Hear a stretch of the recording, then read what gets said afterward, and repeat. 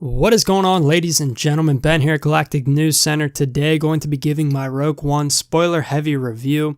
So let's just start off with a general impression of the movie. This was, I think, my favorite Star Wars movie of all time, and let me explain what I mean by that. Now, I don't think the hype will ever be greater for Star Wars than it was before The Force Awakens, so I'd definitely say that I was more excited going into the theater to see Force Awakens than I was for Rogue One.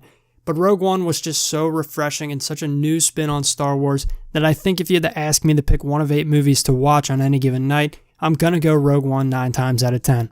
Now, just to get it out of the way, let's talk about probably really the only one negative I have about this movie, if you could call it a negative. It's not even a real complaint, just something that I noticed leaving the theater. A lot of the preliminary reviews were saying that the score just wasn't up to the par with what we've seen from Star Wars movies in the past. And I really guess, if you focus on the music, that's a fair criticism. There really aren't any memorable themes for certain characters throughout the movie.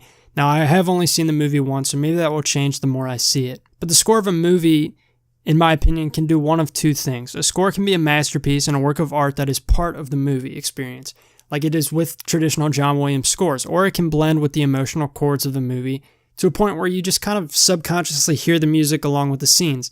And I definitely think while Rogue One didn't have that marquee John Williams score that is more memorable than any other score in perhaps movie history, Rogue One did have the latter form of scores, which is just kind of a nice blend to the emotional chords of the movie to a point where you really don't think about the music. So yeah, throughout the movie, if I really consciously thought about the music, it was kind of meh.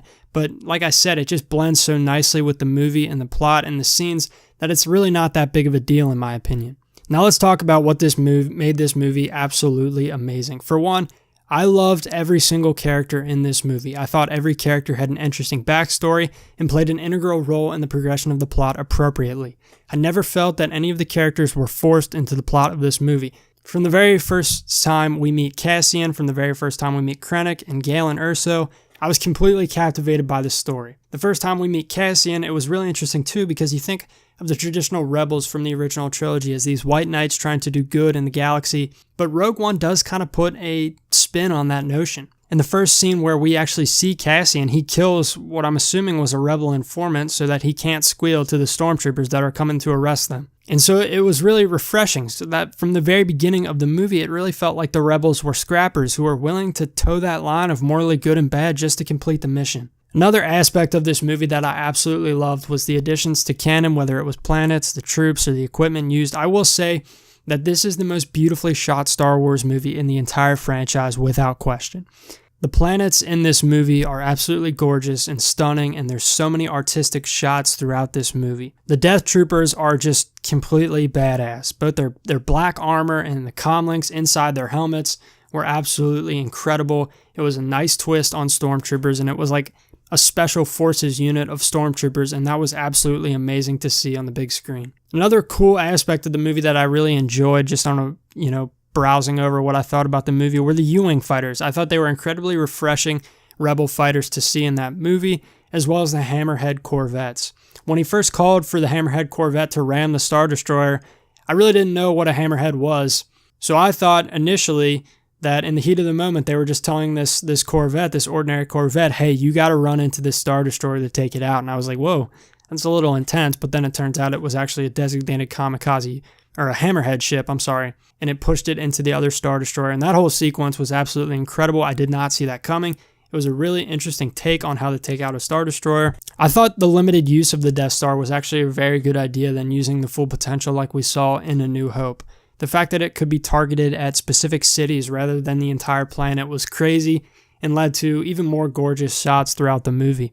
Now, I know I'm all over the place with this, and there's not a lot of coherence to this review, so if you're looking for a more meticulous review, getting more into the specifics of the plot, I think I'm going to make different videos about Rogue One because there's just so much to talk about with this movie, so many amazing things.